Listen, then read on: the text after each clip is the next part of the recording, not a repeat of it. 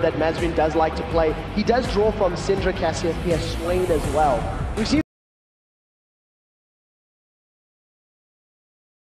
Swain once already. It was the Australians that pulled him out. Yeah. Not particularly effective, and I don't expect him here. But it is interesting to note that he was actually played by one of the wildcard teams. And Swain's a bit less of a playmaker. Never Move is kind of hard to land because of the delay before the snare takes effect. I'd really like to see him on someone that does have a hard initiator. You see the first lock-in for paiN Gaming. They secure that Shen, so the split pushing power, the global pressure is there, is available, and Alinea basically says, thank you very much. I'd like to repeat my game 1 performances on Jarvan, and he locks in the jungler. After the Shen's locked in, you're immediately thinking, where's that combo for the invisible champion? Is it going to be Evelynn? Is it going to be Twitch? They take away the Twitch option. Very good first pick here for Gaming Gear. Because not only is it a very strong laning AD carry, but also you take away that combination of the sneak attack it's almost impossible to avoid. Yeah, and also that Shen was banned out by Gaming Gear in the first game, so the fact that it was available is going to give paiN Gaming a chance to lock it in. That's where that Orianna took his spot, so they easily switched that one out by being locked in. And it's my opinion that this comes from paiN's multiple scrims versus European LCS teams. They may have already had this one before coming over here, but I know RNA is a huge fan of that buy, and he makes it look pretty good. So in terms of the two teams, paiN Gaming came out to Gamescom and to the SL Studios probably about a week and a half, I think maybe 2 weeks before the event, and they were scrimming absolutely everybody. Yeah. They played a lot against the Copenhagen Wolves. The Wolves have actually played basically every single one of these emerging region teams, and Gaming Gear did the same. However, it was a little easier for them because they didn't have to come in boot camp. The latency is not quite as bad playing from their hometown, so I know that there is some common denominators, and the Wolves came into this tournament and they were talking before, and they said, watch out for Gaming Gear. This came from the Wolves, the winners of yesterday's Challenger Series final, and they reckon Gaming Gear are good. And the other thing I like about that buy pick right after the Twitch pick, she can 100% get to that Twitch, which is a huge threat in the back line. She's one of the few people that could get through a Renekton and get through a Jarvan fairly easily. And one of her biggest weaknesses, which is getting blown up after she gets to her target, is shored up by that Shen. They actually do have a nice combination. It's not an invisible champion, but she will be able to get Shen to where he wants to be to land the taunt after the knockup. And you talked about how you liked Kami's Ari, how you liked the charm, and this time around Kami has actually locked in that playmaking champion. That's a lot of mobility on the team. Not traditional mobility, but like you said, you're going to have that assault and battery. You're going to have the piggybacking Shen on the background, and if anybody's grouped up or sitting too close together, Sona's just going to completely lock them up and shut them down.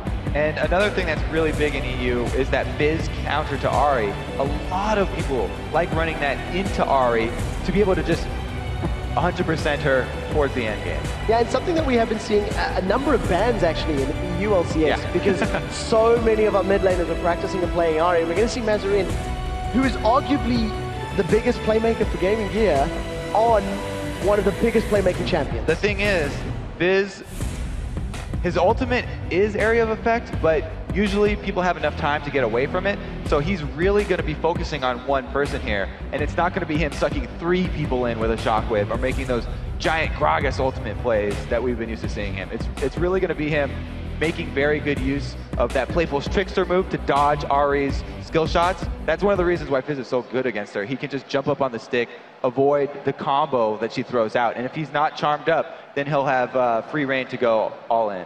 Both of these teams have got very good synergies within their compositions. They've got good initiations, they've got good damage, they've got good kill potential. And I think the question is going to come down to whoever can land and combo their multiple abilities better should come out superior in this matchup, because there's a lot of lockdown, a lot of CC, a lot of damage.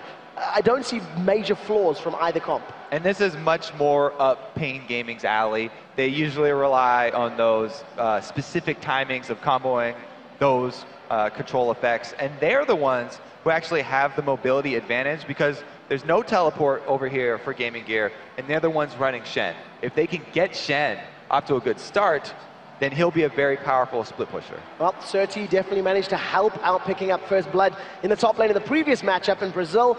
Brazil's paiN Gaming will need to do something similar now if they want to keep their playoff dreams alive. paiN Gaming on the blue side, and we'll see how this early game plays out. The previous game was super defensive. Gaming Gear just littered the river with wards, nice and shallow, and were fully aware if paiN wanted to invade or get up to any monkey business. And again, with the Shen there in the late game, if Venon does not get a very good early start, which let's be honest, he hasn't had those good early starts in any of the games, even if he gets those ganks from Sir T. So if he does get behind early, you can actually use Shen as a member of the 4 team with the 4-1 split push and send Ahri to the lane to split push because she's such a strong duelist. And then if your main squad of the team, the 4 players, can disengage, Shen can ult over to Ahri and kill whoever decides to go try and duel her. So even if you collapse on Ahri, they're able to stand united and turn most of their forces that way. Well, nice to know that there's a little bit of fallback options available for paiN Gaming if the lanes don't go the way they want them to. Sir T is going to be on this Vi, and you have to feel that the early game impact that Vi has is not going to equal that of Alinier's job, and the ganks are a little more lackluster on the condition that taunts and charms, things like that, don't land. The thing is, with Vi, your early ganks, you have to hit that vault breaker. Pretty much everything depends on that. If you miss the vault breaker, then you just have to give up on that gank. You don't want to keep running towards them or you're just going to take unnecessary damage. Well, that's basically how this early game is going to play out. There's a lot of onus on paiN Gaming to make it out of this laning phase. We'll see how well Mazarine's Fizz can do. The RTT is going to get himself rooted up. Loses a tiny bit of HP. He does manage to get that Peacemaker down onto Inspiro. Ooh, they get the ward, but it's very dangerous to invade on Zyra. We just saw how effective the root can be on 2 people, and they don't want any part of it. Yeah, you did see there was basically just a vision exploration. It was also the Explorer ward that went down. So Espion's not going to have that available for him. They're going to get the timing on Aliner securing blue buff and seeing where he's going away. Kind of an interesting move from paiN, because they didn't really gain a whole lot of information from that, other than basically confirming Aliner was doing blue. They might have been expecting a 2 versus 1 swap here and thinking that they could have the man advantage. And that would have been the way that they would go on, but as soon as they saw it was actually them at the man disadvantage, then they didn't want to finish it. So we do see both of these teams going straight to match up. The top lane is in the top track, mid lane is in the mid, dual lane is in that bottom lane. For the time being, it's NBS that's got himself a nice advantage, 10-1 as far as the CS is concerned, but Venom is dealing with a very big wave against his tower, and this is the RTT and Espion. They're heavily pushing this lane up. They're really making Deadly Brother work for all of those last hits. And look at what they're doing. They're doing that without any more vision. Because of the ward up by blue buff no longer giving them any knowledge of Alinir's movements, they're just banking on the fact that he went from blue side to red side. Because they saw him start that blue. Oh, barrier comes up. Deadly Brothers dropped very, very low. Knight was actually not used. I thought I heard it. I was imagining things. And when you see Deadly Brother falls back, because the range of BRTT just too difficult to deal with. Sir T waiting here, and Renekton, NBS has been caught out before by starting up, but it's going to be a 2 versus 2, so it really depends. If the taunt lands on only one, they'll probably use it early here. Well, we'll have to see. Slice goes backwards, it doesn't land. That's a double knockup, but it was a double taunt as well. NBS is the first one to fall low. He flashes away. The dancing blows, breaks his armor. Ignite is ticking. Red buff is ticking. One more hit is all they need. They're not going to be able to get it. A knockup onto Sir T. He gets taken down for first blood.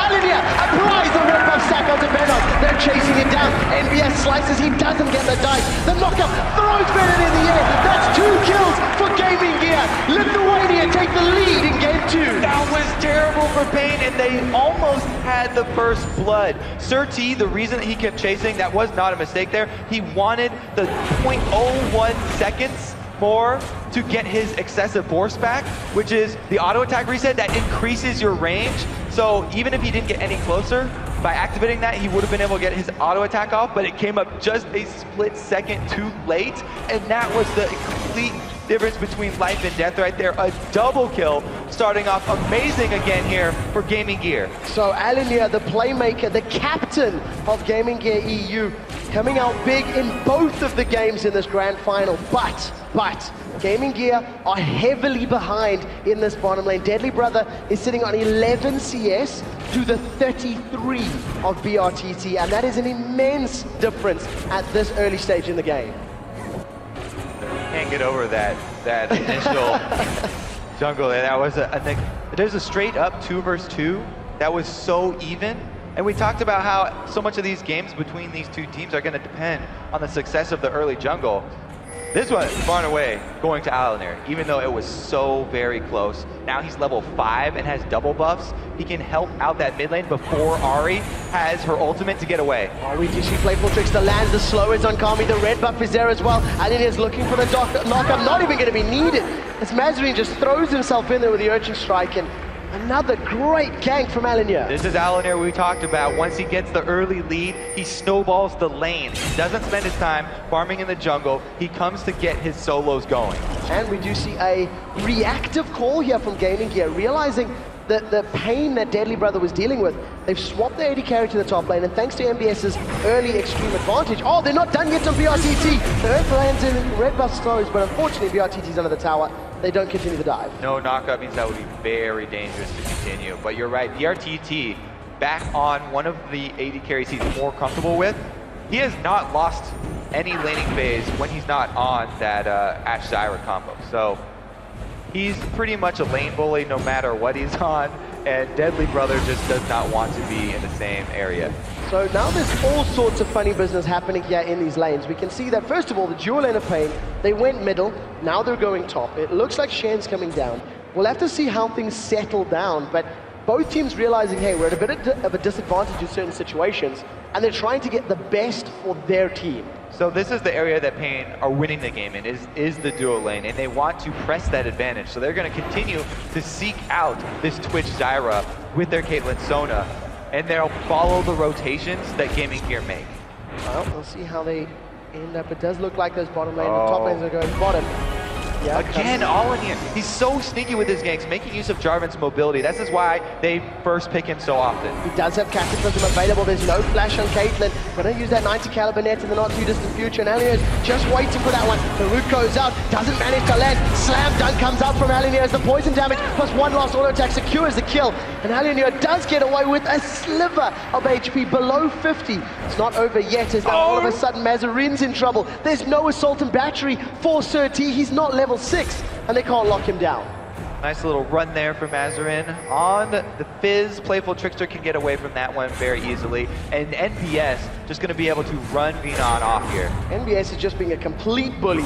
Between two towers, he's got that Dominus running, forcing Venom back. Venom's only sitting on that door and shield and boots, and he's trying to deal with a Giant's Belt Renekton, who at 50% HP still has like 1,000 health. It's ridiculous. He's definitely been making really good use of that Renekton. It's a common pick for them that we haven't seen focused by any of their opponents. No, not yet. This will be the third time I believe that MBS has played Renekton during the course of the Wildcard qualifiers. And Gaming Gear, the 2,000 gold lead before 10 minutes. They've got kills on every single player with the exception of their support. They're in a very, very good position. However, they do need to make sure that Deadly Brother doesn't get shut down too significantly.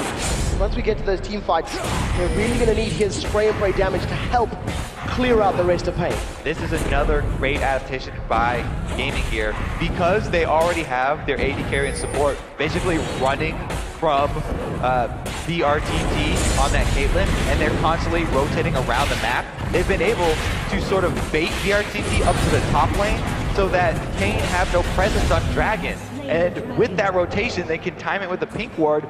They get a global objective from it. From a losing lane, they've actually got Dragon. And we do see that Deadly Brother's trying to pick a fight here with Venom. If Inspiro gets the root, they may go in, but there's a lot of minions in the back line. A nice taunt there away from the root, and that just allows Venom to get out cleanly. Deadly Brother just continues trying to CS. So once again, Gaming Gear with the lane swaps. They really, really don't want to go head-to-head with BRTT. BRTT continues to extend that CS advantage, maintaining the 30 creep score lead. Yeah, there's such smart moves from Gaming Gear, though. They realize they can't fight BRTT. He's too strong. So what they do is they move him. They trick him over to top lane and take advantage. Now they're going to have NBS just try and weather the storm here. Yeah, he's doing pretty well. You see him managing to get the stun down. Dominus is up. He does have Ignites available. Espion's going to go low. Crescendo forced to use defensively, and NBS man modes that up 1v2. Yeah, he can deal with that lane. He's fine with the duo here. What a great adaptation. He's going to even shove it up to the turret and go deep. He's just going to put some more damage onto BRTT. He doesn't manage to land the stun.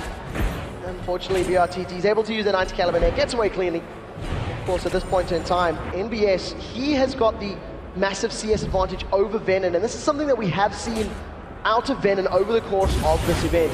However, if that Stand United and Taunt does land, it's very impactful.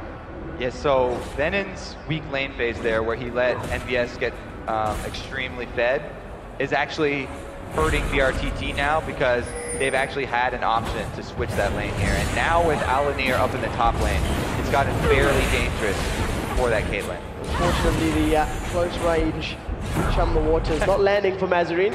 Some nice gymnastics though to land those last hits. Yeah, just managed to at least keep himself up in CS. We do see Venom getting a decent taunt chance to Deadly Brother. Deadly Brother takes 2 tower hits before they focus down the first tower of the second game in this final.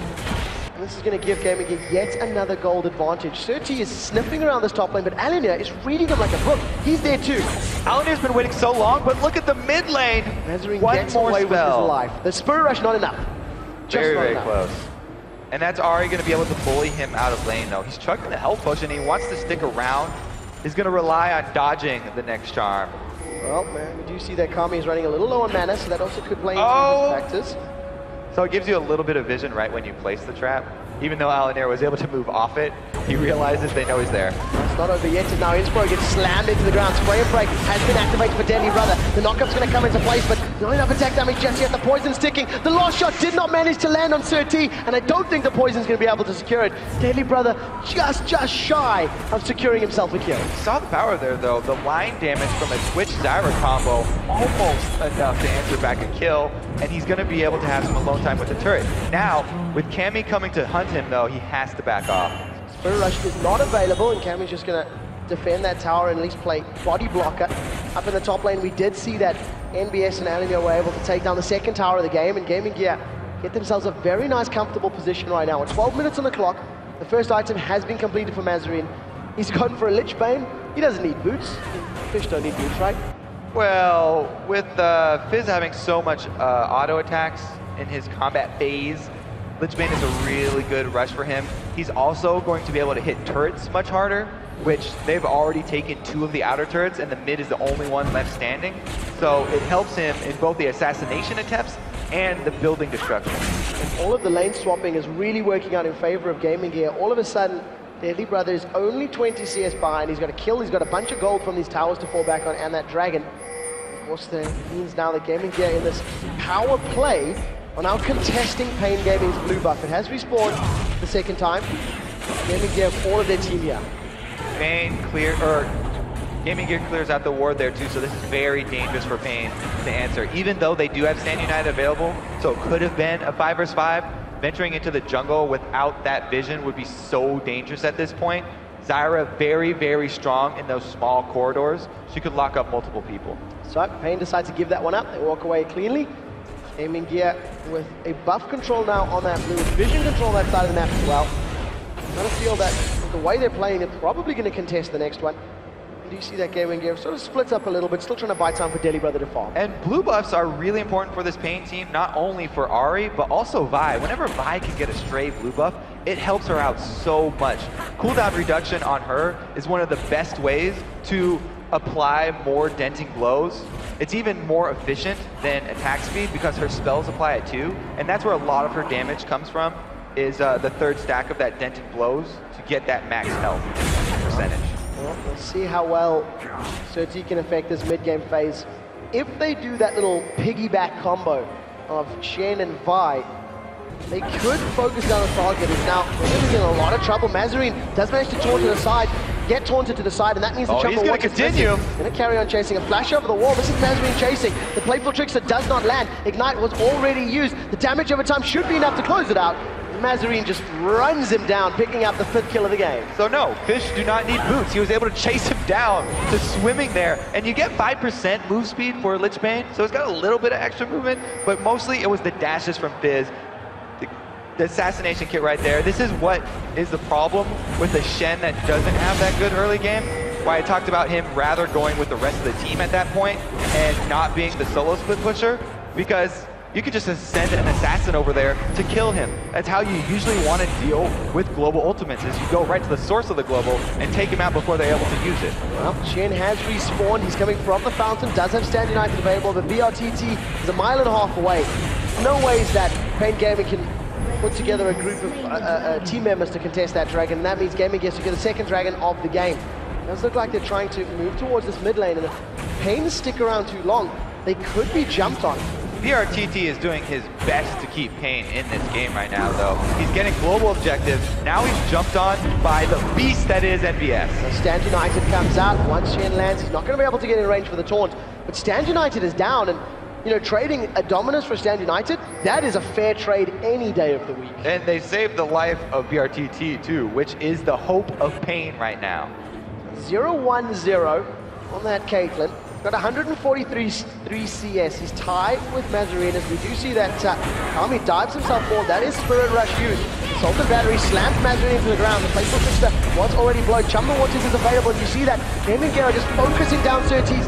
He's survived a while as that spray and pray is going across everybody. Once again, Chumba Waters does not land. That's 0-3 as far as Mazarin is concerned.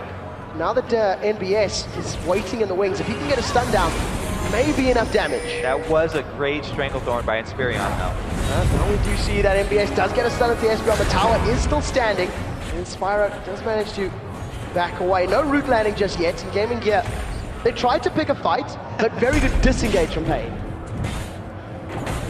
Both teams are going to back off because they use too many cooldowns there. You can see all the ultimates ticking.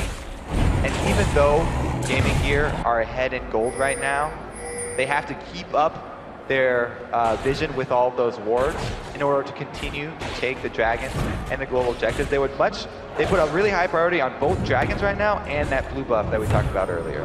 So we see Kami maybe feeling the pressure, maybe feeling the pinch right now. He's picked himself up a second blasting wand. So Sorcerer's Shoes, double blasting wand.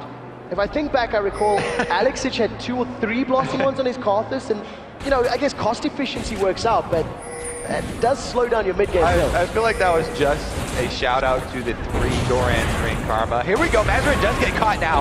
We do see Chumba Waters lands. It's going to keep Venom off, and Surtees going to carry on the chase. One more denting blows may have been enough, but Mazarin, he just walks away from that one with just those tier 1 boots. Even 2v1, they don't have enough to manage to pick up that kill. They have lost control of this turret, though. paiN don't want to overextend here and get that objective back. So we'll have to see how well paiN can back away. They have just ran a mile away. Surtees at the moment, not super beefy, not super tanky. Over on the other side of Gaming Gear, you can see that the Sunfire Cape was MBS's first item. Lichbane secured from Mazarin. We talked about Nancy Yards right in the background. So we'll see where he wants to go with that. If he's going to go for the likes of a Deathfire Grass, could even go for that Zonya's Hourglass. The world is his oyster. He really needs something there. A Deathfire Grass would be the option for them to actually take out a target. Right now, paiN, their composition, they were built to have control of all lanes here and be able to split push. But since they're so far behind, they can't really get outside of their turrets, and that's why they're having a lot of trouble here. Rubio's main got himself really, really deep. Going to be forced to try and get himself out there. He should be able to do so, pulling himself, and that means the body block is actually not going to be enough. Kami secures the second kill of the game there for paiN. A little bit awkward, and I think they're just biting off more than he should. Gaming Gear wanted blue buff, and paiN were ready for it. So they did really want that second blue buff, but paiN did a great job there of collapsing, and it was all about Surtees not hesitating to go offensive. They got a lot of damage done to Alanir, while the rest of Gaming Gear were still walking through the forest. So it was effectively a 3-to-1 advantage there for the first, 5 seconds of that jungle fight for paiN. So Inspiro and Deadly Brother put a little bit of damage under this mid tower before they back away. They don't get caught out. It is still 2 towers to 1 as Mazarin's arguably doing a little bit of a better split push right now than the members of paiN Gaming, but that is a testament to that very weak laning phase as far as paiN is concerned. We do see that BRTT has that Infinity Edge completed as well as a Vampiric Scepter, so any of these fights, he's going to be laying down a lot of damage if any of those critical hits do land. And most of Gaming Gear, Mazarin, Deadly Brother, and Inspiro, they're actually very squishy targets if Caitlyn can get onto them. That's the key. So that means that the crescendo is going to be that much more crucial for paiN, because they can set that one, you can either chain that with a taunt, either of those can go first. He's got flash ready in another 30 seconds. So if they're able to get both of those comboed on that very tricky Fizz to pin down and to switch, then it will turn really well for them. The Gaming Gear content to just maintain control of these lanes. You can see that Mazri is hanging out in this bush, just waiting to see if he can jump on anybody. Venom has been able to pick up a Sunfire Cape as well as a Negatron Cloak. Mazrin only has one ward for his split pushing antics that he's trying to do down here, and it's very deep. So he doesn't have knowledge that BRTT has snuck into this lane side. They're gonna try bait Mazrin's spells out so that they can capitalize, and Shen will follow them up, lock him down with a taunt. And unfortunately, paiN Gaming lose the mid tower because BRTT was a mile away trying to pull off this little gank. Now all of a sudden Gaming Gear are putting themselves towards this bottom lane. BRTT was spotted out there by Mazarine. Alinea once again fighting off a little bit more than maybe he can chew. However, this time around working out for them. Deadly Brothers Spray and Pray is down. It is not available.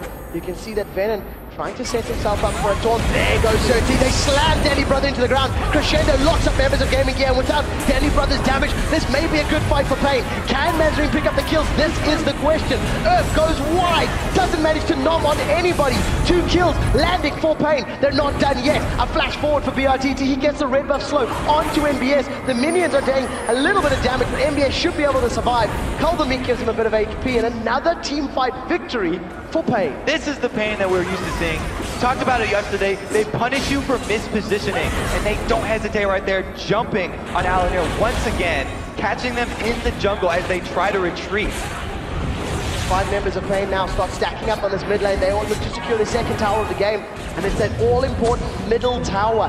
It's going to allow paiN to move around the jungle for Gaming Gear a little more openly, and even better for paiN Gaming. The dragons just respawned. Thanks to having a numbers advantage, you're going to be able to start this one off, but it does look like Mazarine and Inspro want to challenge. There's no Stranglethorns available. Nobody gets rooted up, but Mazarine just hasn't dissuaded him.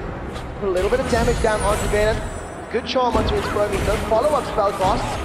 It's not over yet. Mazarine's continuing the chase. Chum the Water's available soon. A couple of seconds left before he can throw out that giant fish. Does manage to land, and it hits one of the most important targets. BRTT forced to use that barrier. Play falls up. Trickster's down. Doesn't get too much damage. BRTT finally drops in the background. That is a double kill for Kami in this fight, but 2 kills secured in favor of Deadly Brother. A 2-for-2 trade. Kami is running with all 9 tails between his legs. He should be able to be taken out here by Gaming Gear. They got Dragon, but they've given up 3 kills. He is going to have to run through this turret, and Jarvan's already got the hit.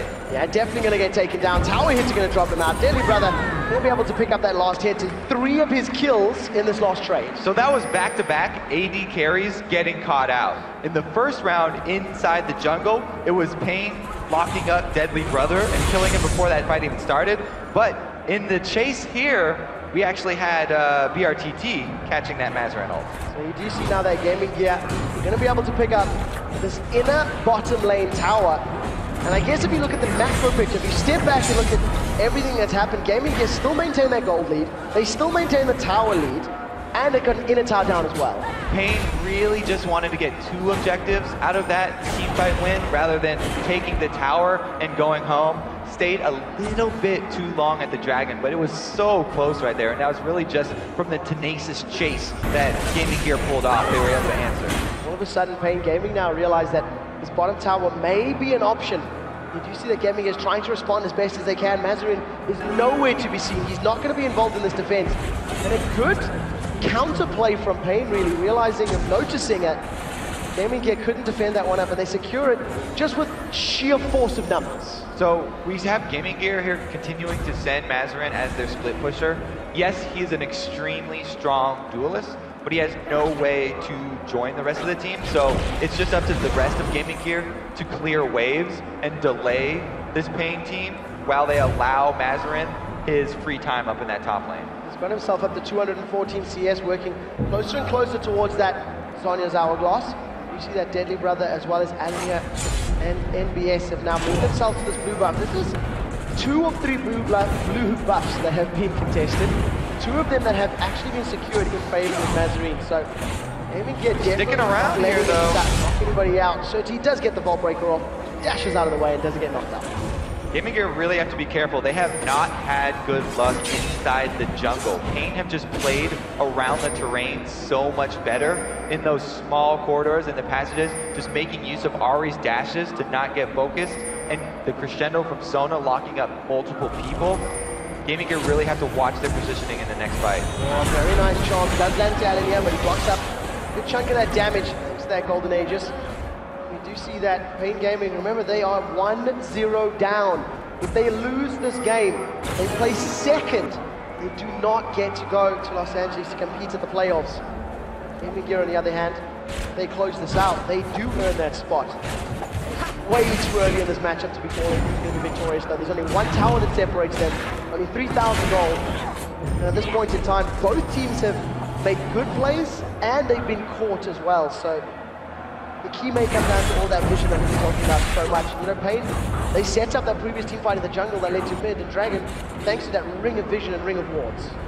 And really, those have been the two spots where paiN have got back into this, is catching out Gaming Gear in the jungle deeper than their vision provides them safety to do. So if they can continue to keep up vision just in their own jungle here, paiN can continue to make those plays and get the picks that they want. As long as Deadly Brother's out of position like that, they can freely focus him and then turn the rest of the team fight here. Meanwhile, though, Mazarin is working towards Zhonya's hourglass. So when he does dive in, it's going to be very hard to land that crowd control and stick him in one place. Well, another power spike has just been reached. Deadly Brothers locked in that Infinity Edge into his back pocket. Going to be firing out some Infinity Edge Blade of the Ruined King bolts from that crossbow, and he's a full item ahead of BRTT at this point in time. And 4 kills, multiple towers, and Dragons obviously helping him out in that regard. And I guess if paiN Gaming stack up, if they group up in a line, Spray and Pray is going to shred through them. paiN looking to set something up. Kami hanging around on the side. If a charm lands, he might dive in here. So Deadly Brother's power. Oh, here we go. We have it. Surti's committed, Standardite is available, Mazarin's nowhere near. They managed to slam Deadly Brother down. Surti is going to flash forward. Shen has arrived, but that's a stealth out twitch. Now we see NBS in the backline. He's ripping through Kami. A 3-man crescendo continues to lock up members of Gaming Gear. Is now all of a sudden Venom is forced out of the fight. Nobody has died yet, but here comes Mazarin. Chum the Waters flashed away from damage, still lands with the Surti and Espeon. They managed to pick up the first kill of the fight. Surti started that a year ago and finally goes down. BRTT not able to get off the damage from the backline because of the pressure that was put off. Wow, Deadly Brother avoided a Vi that got Stand United, and he also took the ace in the hole from Caitlyn, so he was still able to survive all that and then lifesteal it all the way back up to full health, enabling him to take the Baron. Mazarin just jumps over the wall, picks up a kill onto Espeon, and now this is a 2-man potential defense. Baron has been peeled away. Deadly Brother wants to jump on somebody. He's doing a ward! He manages to get caught out of attack move, drops the ward down. This is a kill onto Deadly Brother. The reply onto Mazarin as well. Baron is prevented. An attack move biting him in the butt. Deadly Brother comes out of stealth right next to BRTT and shoots the ward first. That is that attack move that a lot of AD carries use. That is heartbreaking. Shooting whatever next to you. So we do see now that Gaming Gear, all of a sudden, they win a team fight. Well, they got 1 kill. Then they give up 2. They lose the potential Baron as well, and they lose the inner mid turret. paiN Gaming maintain that very small gold lead. And it's just a matter of plays and counter plays that's coming up between these two teams. So it wasn't a tower dive this time that you're talking about with Gaming Gear overextending, but they got very deep into the Baron pit with all the tanks very low HP, which forced Twitch to be the one trying to tank it. And he actually, that will reduce his damage to Baron, so it makes it take a very long time for them to actually take it. They weren't able to finish it off, and even when they turned around, that slight auto attack misplay there cost them. Gaming Gear right now secure themselves yet another dragon. They hold on to a very, very small lead, and at this point in time, Gaming Gear, they've not actually grouped up to push towers at all. They've not grouped up to push the lanes down. They seem to be content sitting back and farming a little bit. And, you know, the later this game goes, you can see the differences in the compositions, but how did Gaming Gear actually turn this comp of theirs into a siege team? It's very difficult to sit on a tower when you've got a Vi, a charm, and a potential taunt that could lock you up. There's so much engaged there from paiN that it is very dangerous. And Gaming Gear, they've had no success, or not a lot of success with those turret dives when they don't start him out with something like a Shockwave from Mazarin. They don't actually have that option here. If Chum the Waters doesn't hit, which it has been missing quite often, then they really don't have another option to follow up and go in on that. Well, we'll have to see if Mazarin can land them when they count. Much like Blitzcrank, it doesn't matter how many hooks you miss, it's the one that wins you the game that really counts. Right now, that's what Mazarin's looking to do. He's got himself that Void Staff completed as well. It's got a very, very good chunk of ability power. Good stacking here of Gaming Gear towards the Baron Pit. There is no MBS though. So Inspiro's clearing up the vision. They know that they have vision control. They might be waiting for paiN Gaming to check this one. Exactly what they're doing, and paiN having oracles, they're going to slowly clear out the vision, but they can't get around to that so-called banana bush without putting themselves in danger. And with BRTT down there with Shen, they don't want to take their chances going to Baron here. This is them basically daring Gaming Gear to actually go for the Baron and just calling their bluff. Yeah, paiN Gaming's definitely calling a bluff, yeah, and they know that this bush is safe. However, they just stepped on top of the ward. Bolt Breaker is being charged, slams into Alinea. NBS is going to be coming in from the backside. Alinea gets charmed up as he throws himself forward. Catholic doesn't go down. We're going to split the fight on two fronts. Alinea, the first one to fall to Espeon. Now in the backline, we see that Kami has been dropped. We see Deadly Brother, the key member of Gaming Gear, is killed. They focus him down, but NBS is shredding through everybody. Dominant is tearing them apart. NBS is sticking to BRTT like glue. Sunfire Cape is going to set him on fire. They managed to pick up the kill. They've traded 4 for 4, and now Sona is not going to be happy. Flashes over the wall as NBS continues the chase. They kill everyone. NBS should be able to close this one out. A 5 for 4 at the end of the day. Oh, it's not the end of the day yet. Espeon carries on running. Blue buff isn't going to be enough, and NBS secures the kill.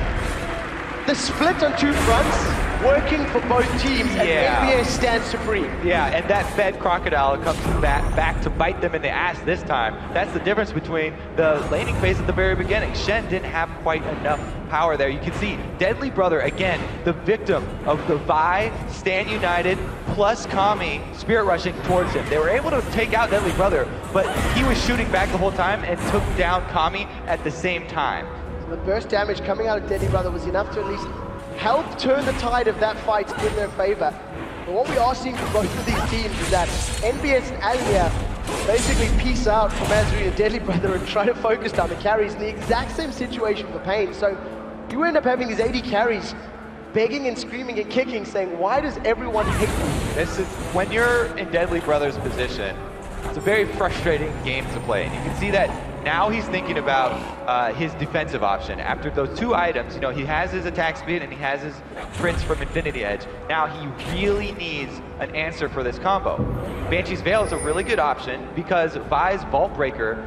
Oh, here we go, Vi's in trouble.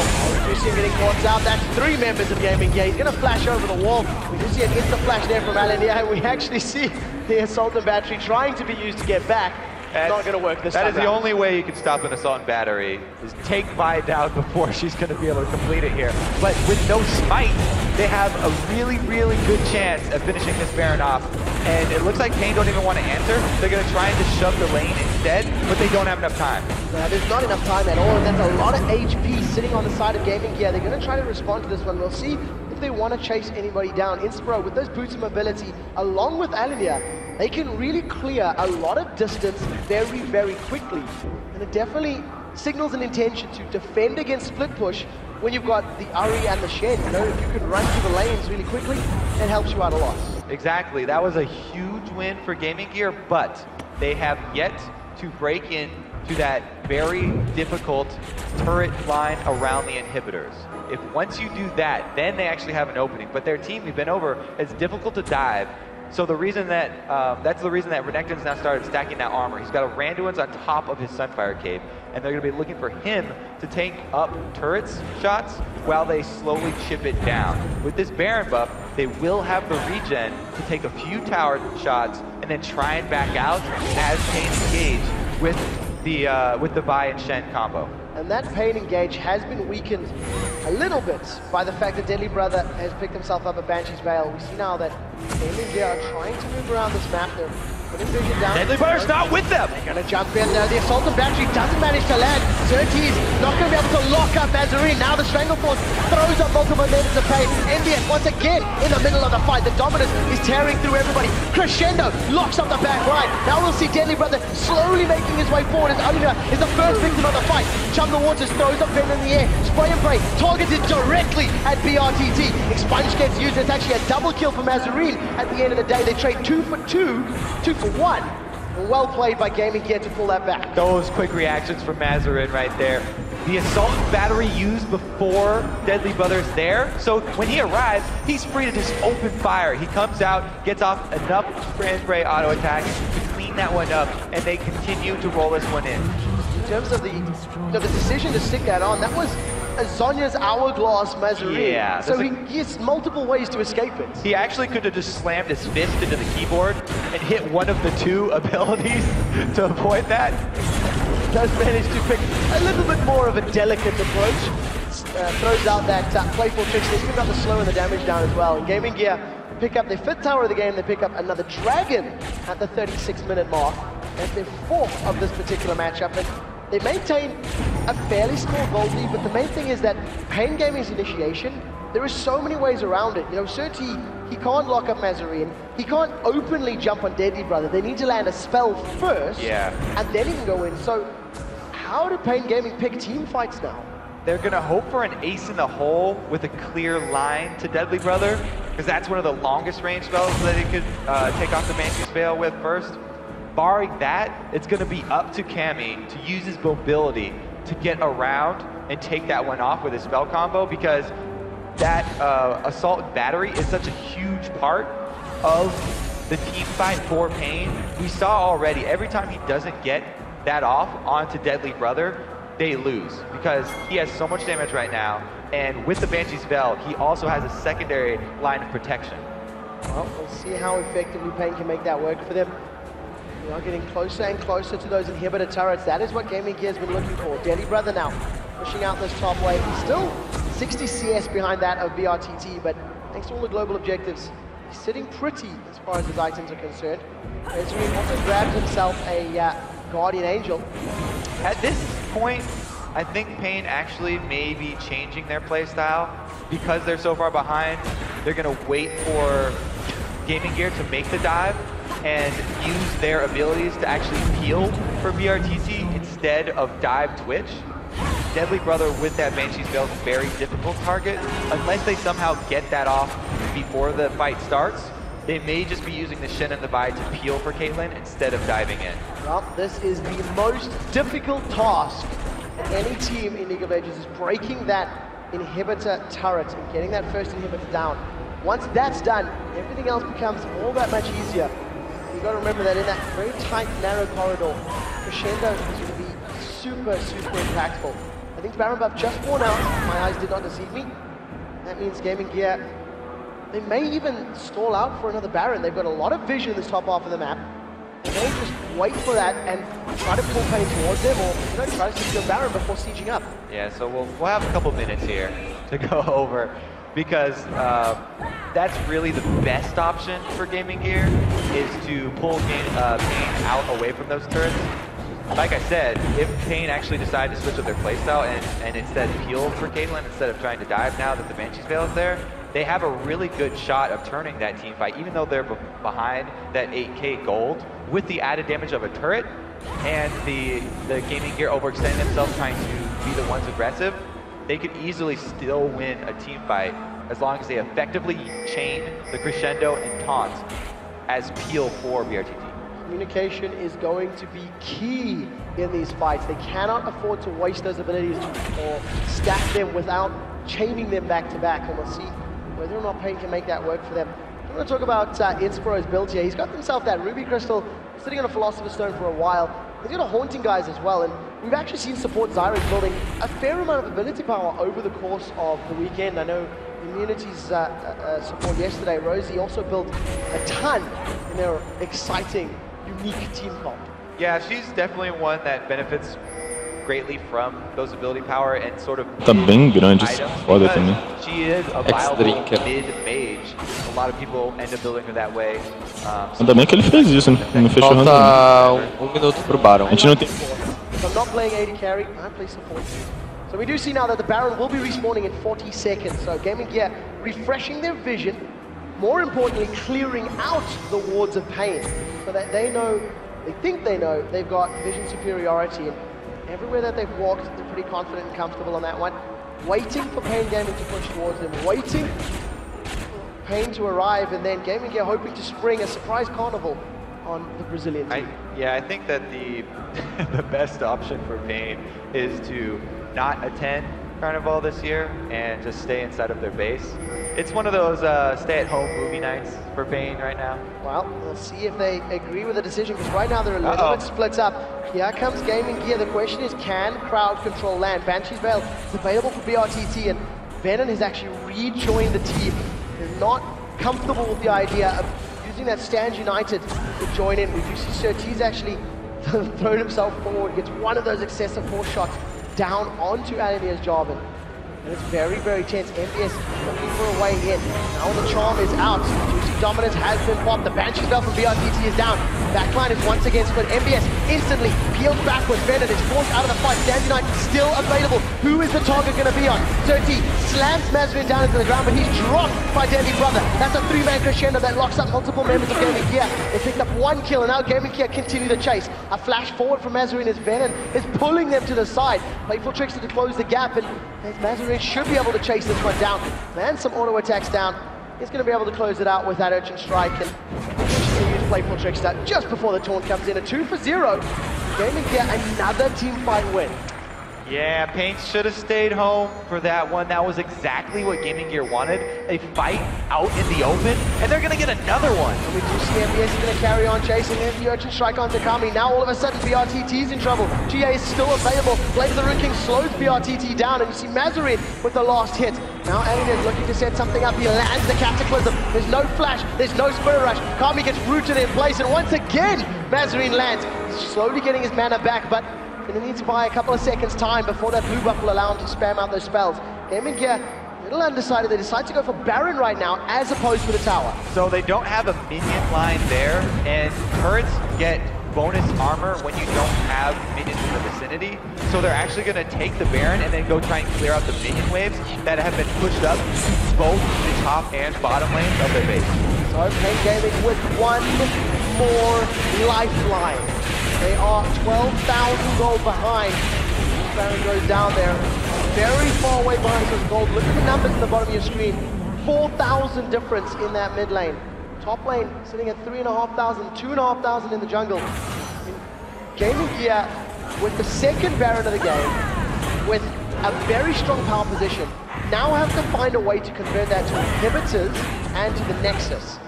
Because they have not made a single play for it yet. They've sort of been looking, and I think now's the time where they need to start focusing, unless they give paiN all the time they need to farm themselves back into this game. Well, paiN has done the first step here, go grab the other objective. They knew that Gaming Gear had just taken Baron and gone back to buy, so Surtees at least gets the consolation prize dragon there. A little bit of gold will go a long way for them.